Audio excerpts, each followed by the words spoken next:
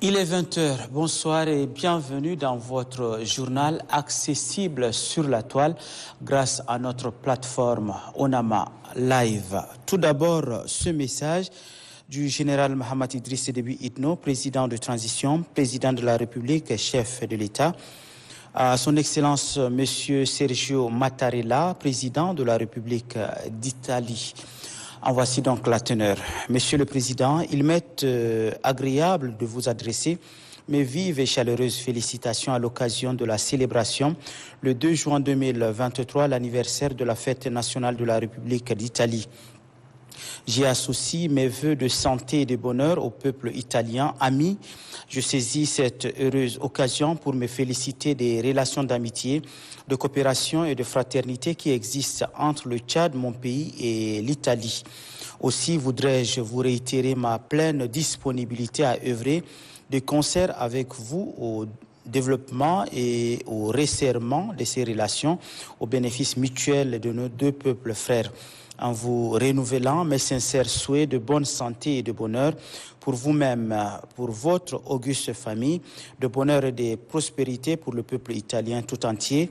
Je vous prie de croire, Monsieur le Président, en l'assurance de ma très haute considération. Général Mohamed Idriss Déby Itno, président de transition, président de la République, chef de l'État. On poursuit avec ce communiqué du gouvernement. Le gouvernement de la République du Tchad informe l'opinion nationale et internationale qu'au matin du 31 mai 2023, l'armée nationale tchadienne, dans le cadre de sa mission régalienne de contrôle et de surveillance du territoire, précisément dans la zone d'opération de Kouri-Bougoudi dans le Tibesti, a intercepté une colonne de véhicules armés du CCMSR et de FNDJT tentant de faire une incursion dans le territoire national. Les forces de défense et de sécurité ont vigoureusement riposté. Plusieurs véhicules équipés d'armes lourdes ont été saisis. Le bilan provisoire s'établit comme suit. Un véhicule blindé de marque Toyota équipé de 12,7 mm et un véhicule de marque Toyota de transport de troupes équipé de 12,7 mm récupéré. Un véhicule de marque Toyota de transport de troupes équipé de matériel de guerre endommagé ainsi que des armes de tout calibre récupérées ou détruites sur le terrain. Au cours de cette attaque, 4 assaillants ont été blessés, 1 tué et 16 autres ont été faits prisonniers. Aucune perte n'est à déplorer du côté des forces de défense et de sécurité. Le gouvernement rassure le peuple tchadien que la situation est sous contrôle et que les opérations de ratissage se poursuivent pour faire régner la paix et la quiétude. Le gouvernement déplore ces agissements contre la paix et en appelle à saisir la main tendue pour une paix et une réconciliation nationale inclusive. Fait en N'Djamena, le 1er juin 2023, le ministre de la Communication, porte-parole du gouvernement, Aziz Mohamed Saleh. On démarre cette édition avec cette réunion de restitution de la 4e édition du Festival Dari. Restitution faite au Premier ministre de transition Saleh Kebzabo par le ministre des Affaires culturelles, du patrimoine historique, du tourisme et de l'artisanat, Abakarosi Teguil. Compte rendu, Hamid Koumi. La 4e édition du Festival Dari s'est déroulée du 24 décembre 2022 au 21 janvier 2023 au Palais des Arts et de la Culture. Cet événement culturel placé sous le slogan « Notre pays, nos merveilles » a été une parfaite occasion de mettre en exergue toutes les richesses culturelles du pays de Toumaï. Initié par le ministère en charge de la culture, le Festival Dari vise à valoriser les cultures tchadiennes et sensibiliser la population sur le vivre ensemble et la cohabitation pacifique. Durant un mois, les délégations venues de toutes les 23 provinces que compte le pays ont presté et démontré les différentes danses traditionnelles du Tchad.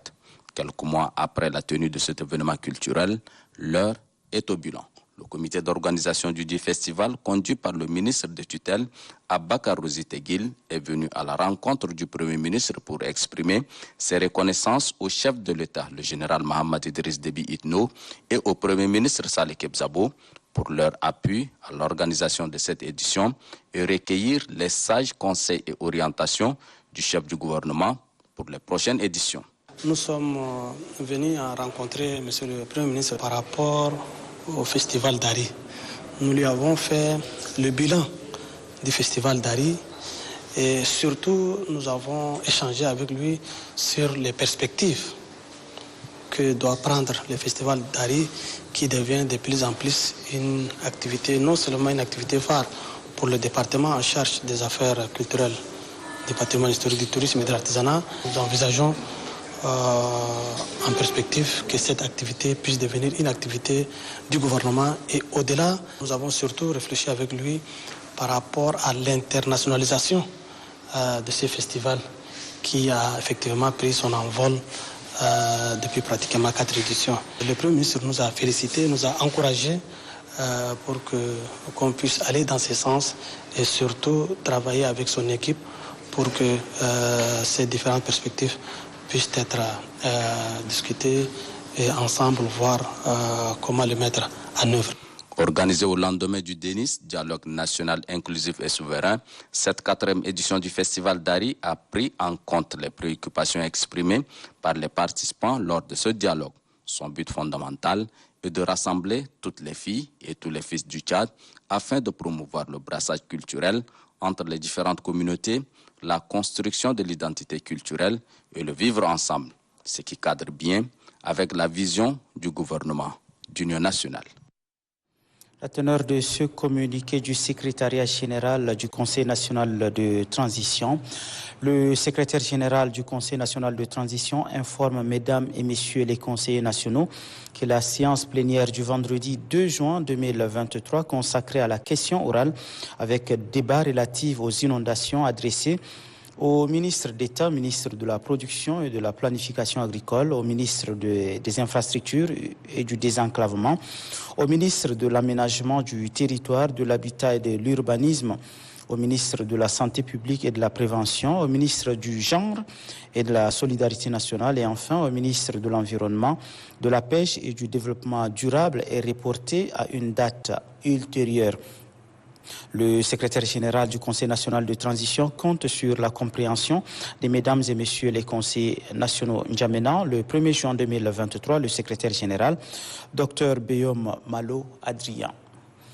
Audience au ministère des Affaires étrangères ce jeudi. Le ministre d'État, l'ambassadeur Mohamed Saleh Anadif, a reçu le nouveau directeur général d'Airtel Tchad, notre compatriote Dina Mahamat Amadou. Nganda Taouhamia, compte rendu. Honoré par cette marque de confiance du groupe Airtel, le tout premier Tchadien à être nommé directeur général de cette téléphonie mobile implantée au Tchad, Dina Mahamat Amadou, présente ses civilités au ministre d'État, ministre des Affaires étrangères, des Tchadiens de l'étranger et de la coopération internationale, l'ambassadeur Mohamed Saleh Anadif. Pour le nouveau directeur du groupe Airtel, il ne peut commencer à exercer sans recevoir les encouragements des plus hautes autorités du pays. Et c'est dans le cadre aussi de partager la vision d'Airtel et qu'est-ce que Airtel compte faire d'ici les 5 ans à venir. Et écouter aussi qu'est-ce que les hautes autorités de l'État attendent de nous en tant qu'opérateurs dans le pays. Avec l'arrivée de notre compatriote à la tête de cette compagnie de téléphonie mobile, les abonnés espèrent avoir une amélioration des services d'Airtel Tchad. Le ministre des Affaires étrangères, Mohamed Saleh Anadif, a aussi reçu successivement l'ambassadeur extraordinaire et plénipotentiaire de l'État du Qatar au Tchad, Taleb Mohamed Al-Menakhas, et le représentant résident du PNUD au Tchad, Kamil Kamouladine. Des sujets d'intérêt commun ont été abordés au cours des différentes rencontres. Estelle Abdelkader. Taleb Mohamed Al-Menakhas, ambassadeur extraordinaire et plénipotentiaire de l'État du Qatar au Tchad, est le tout premier à être reçu ce jeudi par le ministre d'État, ministre des Affaires étrangères, Mohamed Saleh Anadif. Le diplomate qatari, qui est au service des relations entre son pays et le Tchad, a discuté avec son frère tchadien sur les questions d'intérêt commun, tout en réaffirmant leur volonté de renforcer leur coopération. L'occasion est propice pour les deux personnalités de s'engager à poursuivre les accords de Doha signé entre les politico-militaires et le gouvernement. Juste après le diplomate qatari, c'est le représentant résident du PNUD au Tchad, Kamil Kamalouden, d'échanger avec le ministre d'État, Mohamed Saleh Anadif. À travers cet échange, le PNUD entend renouveler son engagement en matière de développement et de stabilité à l'est du pays. Travailler ensemble avec le gouvernement, les citoyens au niveau de sécurité, de logistique et le terrain pour avancer le processus, gérer la situation. C'est sur une note de satisfaction que le diplomate qatari et le représentant résident du PNUD au Tchad ont pris congé. Après les affaires étrangères, l'ambassadeur de l'État du Qatar au Tchad, Taleb Mohamed Al-Menakhas, a été aussi reçu par le ministre de la Réconciliation nationale et de la Cohésion sociale, Abderrahmane Kholamallah. Les deux personnalités ont échangé sur le respect de l'accord de Doha entre le gouvernement tchadien et les ex-politico-militaires. Ali Ibrahim Suleiman. L'ambassadeur de l'État du Qatar au Tchad, Taleb Mohamed Al-Menakhas, est reçu ce jeudi matin par le ministre de la Réconciliation nationale et de la Cohésion sociale, Abderrahmane Kholamallah. Accompagné de ses collaborateurs, le diplomate qatari a échangé avec le ministre de la Réconciliation nationale sur le respect des textes de l'accord de paix de Doha signé entre les deux parties, à savoir les ex-politico-militaires et le gouvernement tchadien. Les deux personnalités cherchent les voies et moyens pour qu'il y ait des résultats. L'ambassadeur de l'État du Qatar au Tchad et le ministre de la Réconciliation nationale et de la Cohésion sociale ont fait le tour d'horizon de la mise en œuvre de la signature de l'accord de paix de Doha entre le gouvernement tchadien et les ex-politico-militaires. L'ambassadeur a affirmé que l'esprit commun des Tchadiens réside toujours sur la paix et rien que la paix. Taleb Mohamed Al-Menakhas a insisté sur l'applicabilité entière du dit accord de paix de Doha. Le ministre de l'Administration du Territoire, de la Décentralisation et de la Bonne Gouvernance, Liman Mahamat, a lui organisé une réunion dénommée séance de vérité avec les maires des communes d'arrondissement de la ville de N'Djamena, le délégué général du gouvernement auprès de la commune de N'Djamena et les délégués administrateurs délégués des arrondissements. Compte rendu, Moussa Mbodou Abdoulaye.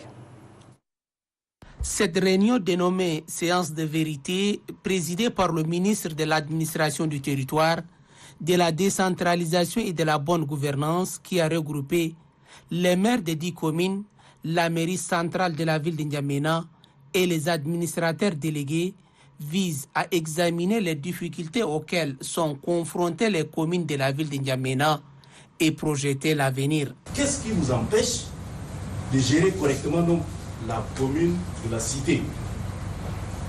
Est-ce que c'est un problème donc des moyens dont vous ne disposez pas, ou bien vous accumulez donc les moyens qui sont donc des biens publics et vous les utilisez par rapport un peu à votre inclinaison? Le ministre Liman Mahamat siffle la fin des désordres. Ceux qui pensent peut-être que non, ils sont plus forts que l'État, je leur dis qu'ils sont torts. Parce que, au cours donc de cette rencontre, nous allons prescrire donc des orientations. Si ces orientations permettent de pouvoir gérer au mieux la commune, on laisse les choses donc à l'État. Si ces orientations ne permettent pas donc le redressement nécessaire, on casse tout et on met en place donc des autorités intérimaires qui vont gérer et qui rendront compte aux autorités qui sont en charge de la gestion donc de la transition. De même, le ministre de l'Administration du Territoire, de la Décentralisation et de la Bonne Gouvernance appelle les maires à prendre leurs responsabilités. Les ressources, vous les avez, que ce soit au niveau de la commune maire ou que ce soit au niveau de la commune d'arrondissement. Vous avez donc des ressources. Ces ressources, vous les collectez. Qu'est-ce que vous en faites? Vous avez donc des ressources qui vous permettent de vous payer, mais pas des ressources pour permettre quand même donc d'assurer l'embellissement et le bien-être des populations. Au cours de cette réunion dite séance de vérité, le ministre Liman Mahamat déclare que si la gestion des communes ne change pas dans les jours à venir, ce sont les responsables qui seront changés. La ministre du Genre et de la Solidarité nationale, Amina Priscille Longo, a reçu les membres du sous-comité défense, sécurité, paix, cohésion sociale et réconciliation nationale du Haut Comité de pilotage des suivis et évaluation des résolutions et recommandations du DENIS. Le niveau d'application des résolutions et recommandations du DENIS était au menu des échanges. Youssouf Abderrahmane Aligad. Le souci d'exécution des résolutions et recommandations du dialogue national inclusif et souverain a conduit les membres du sous-comité défense, sécurité, paix, cohésion sociale et réconciliation nationale au ministère du genre et de la solidarité nationale. Avec la chef du département Amina Priscille Longo, il a été question de faire un tour d'horizon sur les points qui concernent le dit ministère. Il s'agit de relance du code de famille, du processus d'implication des jeunes, femmes et les personnes handicapées. Le but, c'est de suivre un peu l'évolution de la mise en œuvre de ces recommandations pour que ça abouisse très rapidement pendant la période de la transition. Donc, le ministère ici a 2 points essentiels. Par exemple, la relecture du code de famille. Le second point, c'est la cohésion sociale entre les citoyens tchadiens. Donc c'est dans ce cadre-là que nous sommes venus voir Madame la ministre. Et elle nous a vraiment édifiés. C'est-à-dire qu'aujourd'hui, sur les 2 points, il y a un point qui est presque estimé à 100%. Donc c'est déjà fini. Le second point aussi, à 40%. Les échanges ont permis aux 2 parties d'évaluer le niveau d'exécution des résolutions et recommandations issues du dialogue national inclusif et souverain. Le ministre des Mines et de la Géologie, Mohamed Abdelkerim, a lancé les travaux de l'atelier de validation du projet de l'état des lieux, du projet de politique nationale. La qualité, la validation du document va contribuer à la promotion de la qualité des infrastructures. Christelle Galemdana. Pour mieux sauvegarder l'environnement et assurer le bien-être social, l'agence tchadienne de normalisation ATNOR, en collaboration avec le ministère de l'Industrie et du Commerce, s'implique pour l'examen et la validation du rapport de l'état des lieux et le projet de politique nationale qualité. Cette politique se traduit par la mise en place d'une infrastructure nationale de qualité adéquate, efficace et reconnue par tous les partenaires commerciaux étrangers. Le Tchad dispose d'un énorme potentiel économique et la mise en œuvre d'une politique qualité posera les fondations solides pour transformer ce potentiel en véritable filière de croissance grâce notamment à la normalisation et à ses activités connexes. Le ministre des Mines et de la Géologie, représentant sa collègue de l'Industrie et du Commerce, indique que l'existence d'une infrastructure nationale de qualité permet à un pays d'atteindre ses objectifs en offrant des éléments probants acceptables. À l'instar des autres pays, le Tchad a besoin d'une infrastructure qualité pour permettre à ce que toutes les activités économiques soient menées de manière efficace. Au sortir de ces assises, le projet sera validé et servira de support pour le développement de l'économie tchadienne et un moteur clé de l'intégration commerciale régionale et internationale. Le coordonnateur général de la police judiciaire, le général de division Yambaï Massira Abel, a procédé à la remise des clés des moyens roulants à la sous-direction de la police judiciaire. Il s'agit d'un appui du président de transition dans le cadre de l'amélioration des conditions de travail du corps paramilitaire. Farilach. Des moyens roulants à 2 et 4 roues estampillés police judiciaire. Un don du président de transition, président de la République, général Mahamat Idriss Déby Itno. Ces véhicules et motos sont destinés aux différents services de la sous-direction de la police judiciaire. Objectif visé à travers cette dotation, contribuer à l'amélioration des conditions de travail des éléments de la coordination générale de la police judiciaire, un maillon important de l'appareil judiciaire. La mise à disposition de ces moyens intègre parfaitement la politique du gouvernement qui s'inscrit résolument dans la recherche de la paix à travers la refondation de la justice. Quant aux bénéficiaires, nous disons ceci. Disposer des moyens de travail est une chose, mais leur utilisation à bon escient en est une autre. Cette cérémonie de remise des moyens roulants a été une occasion pour le coordonnateur général de la police judiciaire, le général de division Yambaï Massirabel, de présenter à l'assistance le directeur de la sous-coordination de la police judiciaire.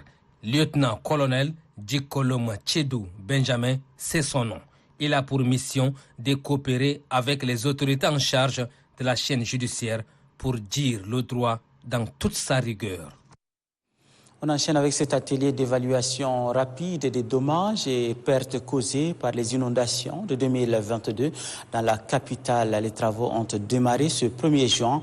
La rencontre a regroupé les acteurs concernés et marque l'étape décisive de réflexion et de diagnostic sur les impacts des inondations en vue de répondre de manière adéquate. Thomas Mandjali. Les acteurs du ministère de l'Urbanisme et de l'Habitat, assistés des partenaires, sont en conclave au CEFOD. Sur la table de réflexion, les dommages et pertes causés par les inondations de 2022 à N'Djamena en vue d'une évaluation rapide. L'initiative entre dans le cadre du projet intégré pour la lutte contre l'inondation et la résilience urbaine, financé par la Banque mondiale. Le Tchad est l'un parmi les pays les plus exposés à ces phénomènes de changement climatique. Pour ainsi dire, il est important pour le gouvernement du Tchad de se préparer à faire face à ces phénomènes-là. Les participants vont, durant 2 jours de travaux, identifier d'un élan collectif les besoins et surtout réfléchir sur le processus d'élaboration des rapports pour la hiérarchisation des investissements. Nous devons en effet nous assurer dans le cadre de cette réflexion du respect du but des objectifs poursuivis, notamment pour impulser une dynamique nouvelle pour la meilleure appréhension et résolution des problèmes liés aux inondations dans la ville de N'Djamena. Les résultats attendus au sortir de cette rencontre des concertations est de disposer des informations appropriées sur les orientations stratégiques qui seront prises en compte dans le développement de la ville. Les experts du ministère de l'Environnement et ceux du consortium NIRAS Organization Caritas Suisse sont en atelier de validation du document du projet Valorisation des produits forestiers non ligneux au Tchad. Les assises permettront d'examiner et de valider les documents. La session est supervisée par le secrétaire général du ministère, Moussa Hassan Tété. Mamad Suleiman, reportage. Cette rencontre relative à la validation du document du projet Valorisation des produits forestiers non ligneux au Tchad a regroupé les techniciens des ministères sectoriels et les représentants du consortium NIRAS Organisation Caritas Suisse. Les participants à cet atelier vont examiner et valider les 10 documents soumis à leur appréciation. Le directeur pays de la coopération suisse au Tchad situe l'importance du projet. Le projet de valorisation des BFNL entend ouvrir de nouvelles perspectives alliant le développement économique local et les conditions de vie des communautés à la gestion respectueuse des ressources naturelles dont regorge le pays.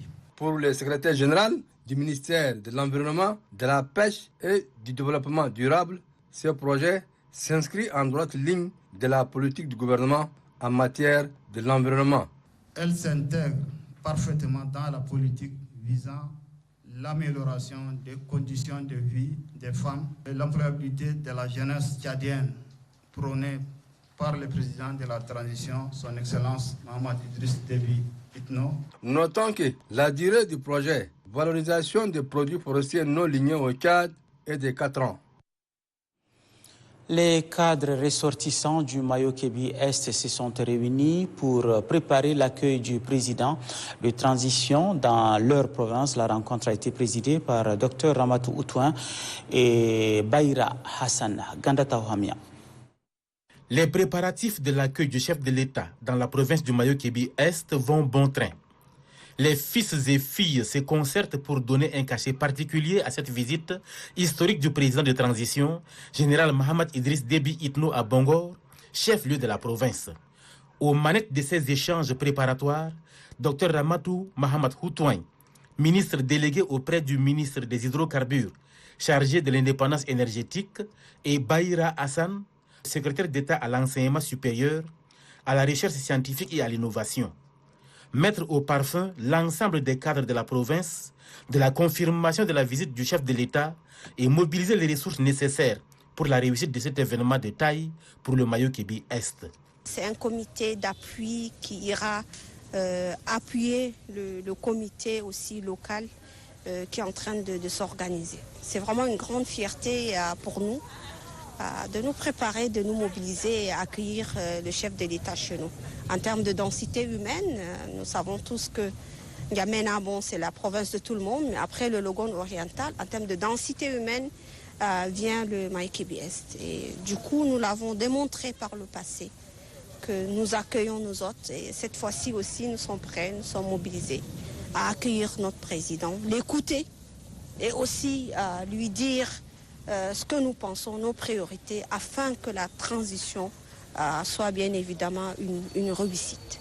Afin de faire de cette fête une réussite, les cadres de la province appellent à la mobilisation, la solidarité et l'unité de toutes les filles et tous les fils de la province du Mayo-Kébi-Est. L'ambassadeur des États-Unis d'Amérique au Tchad, Alexandre Laskaris, est en visite à Sarre. Sur place, il a été accueilli par le gouverneur du Moyen-Chari, général Ousmane Ibrahim Djouma, à l'aéroport de Sarre. Nawor Nargan. L'ambassadeur des États-Unis d'Amérique au Tchad est arrivé à Sarre. Il a été accueilli à la descente de l'avion par le gouverneur de la province du Moyen-Chari, le général Ousmane Brahim Djouma. Il lui a souhaité un bon séjour avant de lui promettre sa disponibilité à l'accompagner si cela est nécessaire dans le déroulement de ses activités. Intervenant à son tour, l'ambassadeur des États-Unis au Tchad a déclaré que, bien que ce soit sa première visite, sa venue à Sarre revêt d'une importance capitale parce qu'il y avait une grande communauté américaine dans cette ville. Il a déclaré que depuis ces 10 derniers mois, il a décidé de découvrir les richesses culturelles du Tchad en le parcourant de l'est à l'ouest et du nord au sud. Quant à l'objet de sa visite, a déclaré vouloir dialoguer avec les autorités administratives, les membres des organisations de la société civile, les leaders religieux et la communauté américaine résidant à Sarre. Le mobile est de s'enquérir de la situation sécuritaire dans la province et d'amener toutes ces sensibilités à conjuguer leurs efforts afin de promouvoir la cohabitation pacifique. L'ambassadeur de la République populaire de Chine au Tchad, Wang Zining, a fait un don de vivres et non-vivres à l'ONG SOS Village d'enfants dans l'action est dénommée donc Réchauffer les cœurs des enfants. On en parle avec Madissam Anastasie Bissi. L'ambassade de la République populaire de Chine au Tchad aux côtés des enfants du SOS Village d'enfants. À travers l'initiative dénommée Réchauffer le cœur des enfants, des vivres et non-vivres ont été remis à ces derniers afin de contribuer à leur bien-être dans le domaine nutritionnel et sanitaire. Le directeur général de l'administration des affaires juridiques et des Tchadiens de l'étranger salue la collaboration entre la Chine et le Tchad et l'attention que ces pays frères accordent à la population tchadienne. La présence de son Excellence, Monsieur l'ambassadeur chinois à cette cérémonie, justifie l'importance de la thématique et pour cela, le gouvernement tchadien aimerait bien que de telles initiatives puissent régulièrement se renouveler, voire être étendues à l'échelle du pays. Bien évidemment, les bénéficiaires ont exprimé leur reconnaissance aux donateurs. Une équipe de la 18e mission médicale chinoise était également sur place pour la consultation générale des enfants du SOS Village d'enfants. Le ministère des Télécommunications et de l'économie numérique a organisé hier la 8e journée internationale de la jeune fille et femme dans le secteur des TIC. Une journée placée sous le thème acquisition des compétences numériques essentielles pour la vie. Gandata Ohamia. Venus des différents établissements de la capitale, ces jeunes filles et femmes vont acquérir des compétences numériques essentielles afin de les encourager à embrasser les métiers de technologie de l'information et de la communication. Ceci à la faveur de la Journée internationale de la fille et femme dans le secteur des technologies de l'information et de la communication, organisée par le ministère des Télécommunications et de l'économie numérique. La prochaine génération de professionnels de TIC que nous voulons doit être plus représentative pour les femmes. Les femmes et les filles devraient saisir ces différentes opportunités pour cultiver un esprit de leadership, d'entrepreneuriat et d'innovation à travers les TIC. Pour Mohamed Saleh Ibrahim, la science, la technologie et l'innovation sont des leviers du développement de notre société en cette ère de la mondialisation. Il est par conséquent nécessaire d'inciter les jeunes filles et femmes à s'intéresser au secteur des technologies de l'information et de la communication afin de leur permettre de construire un bel avenir professionnel. Célébration également de la Journée internationale des technologies de l'information et de la communication à Pala, en présence du gouverneur du Mayo-Kébi Ouest, Tegen Idibé Berde. Nenbe Nestor Galandi, reportage. Célébrée chaque année, cette journée a pour but d'encourager les jeunes filles à embrasser les métiers de technologie, de l'information et de la communication afin de faire carrière dans ce secteur. Célébrée pour la première fois en 2011, l'initiative est du Bureau de développement de télécommunications. Elle permet à les jeunes filles de s'épanouir dans la société, a indiqué le chef de mission du comité d'organisation du ministère des Postes et Télécommunications, Djimadoum Nadjina. Pour lui, cette journée mérite d'être soutenue par tous les acteurs de l'écosystème du numérique. Le gouverneur de la province du Mayou-Kébi-Ouest, Teken Idibé Berdé, lançant les activités, a souligné que cette journée servira d'un espace de sensibilisation et d'échange entre les filles et les différents acteurs de développement de technologies de l'information et de la communication dans notre pays. Le gouverneur de Silla, général Ismaël Yamouda Djorbo, entame une tournée de sensibilisation sur la paix, la sécurité et le vivre ensemble. Et on en sait plus avec Ben Arabi Abderrazak. C'est une tournée qui intervient quelques semaines après le passage du président de la République à Gosbeida. Elle a pour but de relayer le message de l'unité des fils du Darsila lancé par le chef de l'État. La tournée vise également à renforcer les initiatives de paix, de cohésion sociale, de la stabilité et de la sécurité en cette période cruciale de la transition. Le gouverneur de la province de Silla, le général Ismaël Yamouda Djorbo, était accompagné de ses proches collaborateurs militaires et civils et du vice-président de la CONOREC provinciale de Gosbeida, Koukou Angarana, Tongor Shila, Haraza, en passant par Sarah Borgou. Le convoi arrive enfin à Tissi, à environ 300 km de Gosbeida.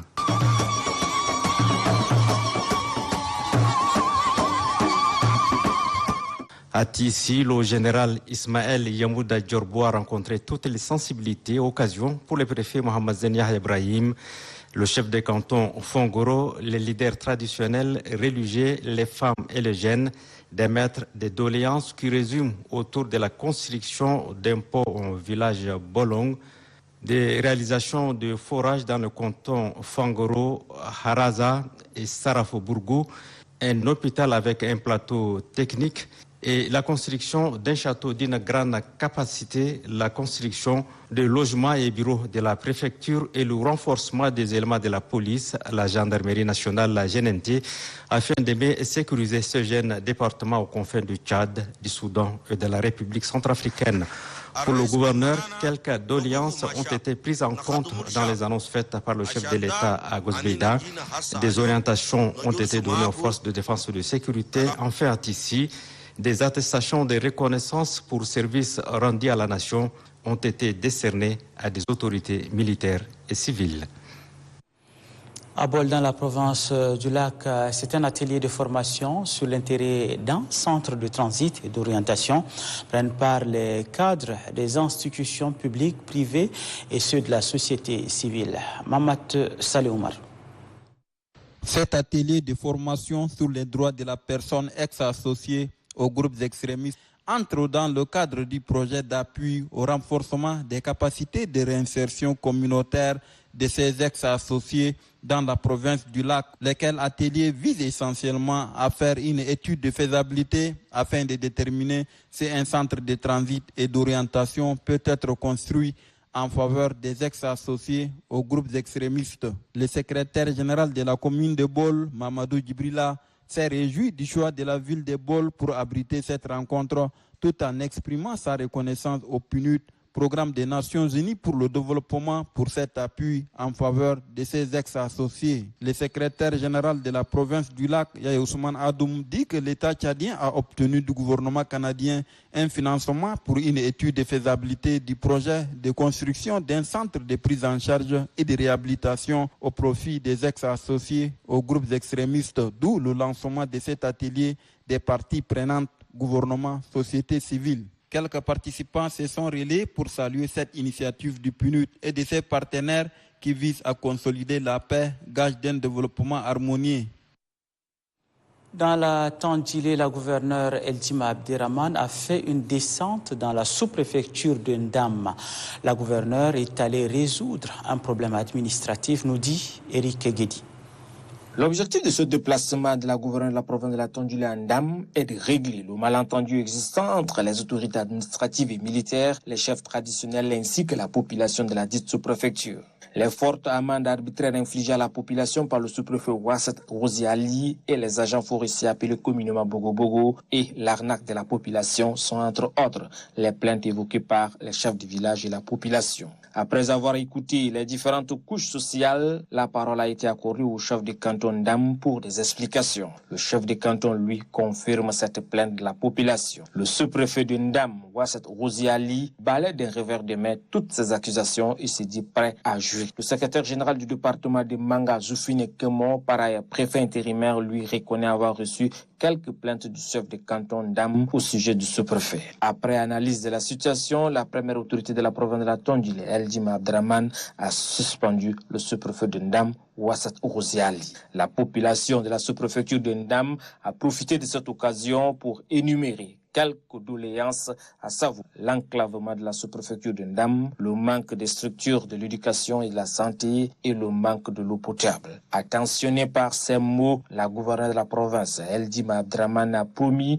interpeller les services concernés pour que la situation de cette partie de la population de la Tondjili soit améliorée en attendant l'intervention de la haute hiérarchie. Le gouverneur de l'Enedi Est général Tom Djiroua a procédé à la mise en place du comité provincial d'action et le comité technique des orientations ont été donnés au cours de cette rencontre par le gouverneur, nous dit Hassan Lamé. Le comité provincial d'action et le comité technique provincial mis en place et investi des missions capitales dans le développement socio-économique. Le gouverneur de la province de l'Enedi Est, le général de division Tom Djiroua Sougia, en est l'initiateur.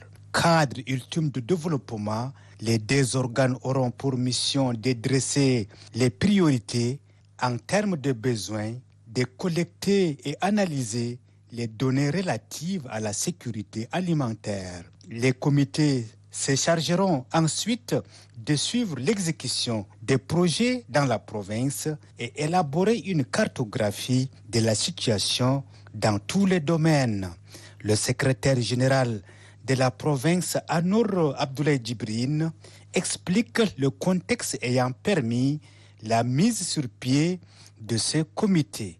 Le gouverneur de la province de l'Enedi Est a insisté sur l'unité et le dévouement de tous les membres. Selon le général Tom Djiroua Sougia, tous les membres devront être debout pour le développement de la province.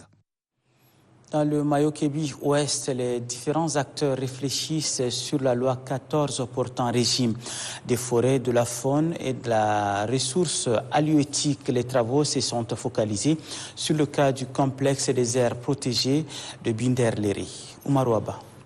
L'atelier permet de rassembler l'ensemble des acteurs impliqués dans la chaîne juridique de l'application de la loi faunique portant régime des forêts, de la faune et des ressources halieutiques dans le complexe des aires protégées de Binderleri, afin d'assurer une coordination et une communication efficace entre les parties prenantes de la chaîne et les services techniques. Elle offre l'occasion aux participants, qui sont les préfets des départements, les sous-préfets, les magistrats et les officiers de police judiciaire, d'identifier les difficultés liées à la mise en œuvre de la procédure et du suivi des affaires juridiques relatives à la criminalité dans le complexe des aires protégées de Binderleri. C'est pourquoi le délégué provincial de l'environnement, Abena Degelo, a invité les participants à une attention soutenue. L'atelier permettra d'assurer un suivi de la loi faunique par l'ensemble des acteurs impliqués dans la protection de la faune et de la flore, a-t-il ajouté. Selon le secrétaire général de la province, Valentin Moa Assingar, l'atelier permet de faciliter une mise en œuvre efficiente de la stratégie de lutte anti-braconnage et un suivi méthodique et juridique des délits et infractions au sein du complexe des aires protégées de Binderleri. Le directeur général de l'Agence d'administration des zones économiques spéciales, Ousmane Abderrahmane Djougourou, a fait une communication à la suite des travaux avec la mission d'experts du NEPAD à travers l'agence d'exécution de l'Union africaine. Je vous propose de l'écouter. le Tchad est l'un des derniers pays à mettre à asseoir les zones économiques spéciales.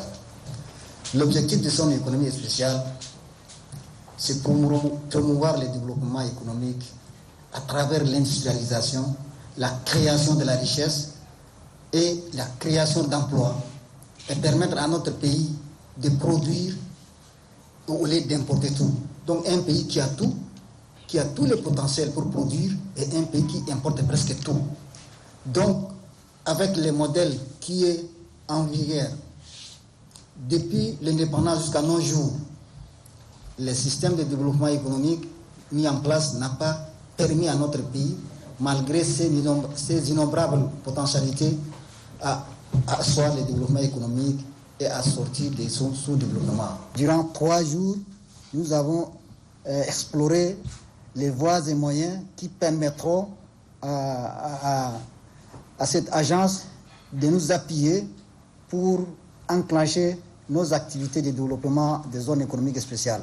Nous avons voulu bénéficier de l'expérience, l'appui et l'accompagnement de cette agence qui connaît les réalités africaines, parce que les zones économiques spéciales doivent être adaptées à nos besoins, à nos réalités, pour un décollage économique et social de notre pays.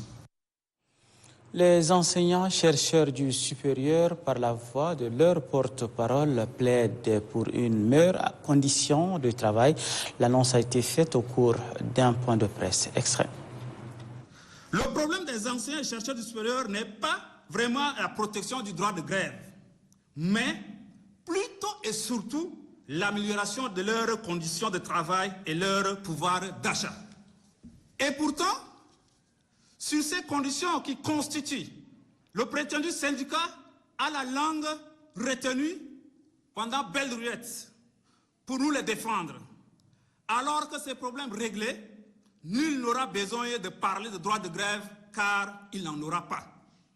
Nous rassurons le ministre d'État de notre disponibilité à l'accompagner dans cette politique de changement positif et qui, non seulement est exigeante en travail bien fait, mais aussi orientée vers l'amélioration des conditions lamentables de travail et de vie des enseignants et chercheurs du supérieur, telles que les primes et salaires dérisoires, les infrastructures inadaptées et le statut particulier non obtenu.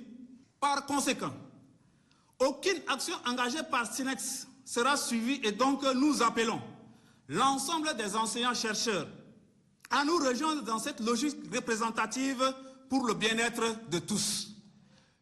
En littérature, l'écrivaine Dingues Zenaba vient de rentrer du Gabon où elle a pris part au Festival international du livre gabonais et des arts avec un trophée sur le prix de la Nouvelle Grâce avec son œuvre. Le poids du regard interrogé, Zenaba Dingues s'est dit satisfaite. C'est un concours qui a vu la participation d'auteurs venus de plusieurs pays africains et même de la France, du Canada, etc. Et ma nouvelle a eu la chance d'être distinguée et j'ai reçu ce prix.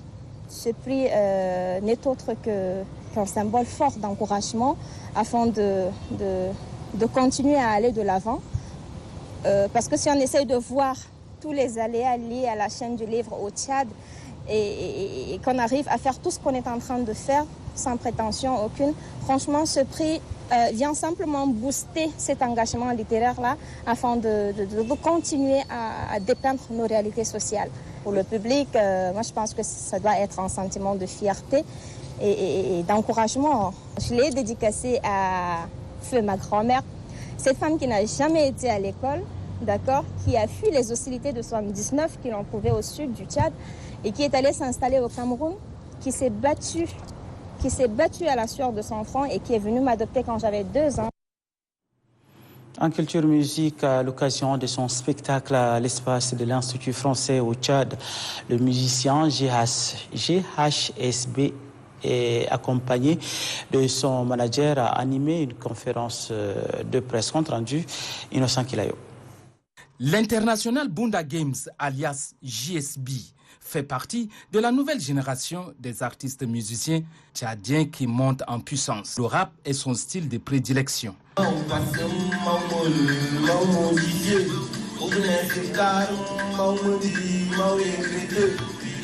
Après 4 ans de carrière de danseur, JSB se lance dans la musique d'où il vient de sortir son premier album intitulé Made in Africa. C'est possible d'évoluer dans les commerces, dans l'éducation en Afrique. On ne peut pas seulement dire ouais, il faut faire des longues études à l'extérieur, en Europe, pour avoir des bons niveaux, mais tout est possible maintenant en Afrique. Pour réussir ce premier parcours, l'artiste musicien JSB a reçu le soutien de l'Institut français au Tchad. Plus qu'un concert, ce sera une expérience musicale, sensitive, et je pense beaucoup de choses vont se dérouler pendant ce concert, donc évidemment, vous êtes tous et toutes invités. Pour faire découvrir son immense talent de jeune musicien de rap, l'international Bunda Games annonce un spectacle inédit ouvert au public le 3 juin. Et c'est la fin de cette édition. Merci à vous de l'avoir suivi. À très bientôt.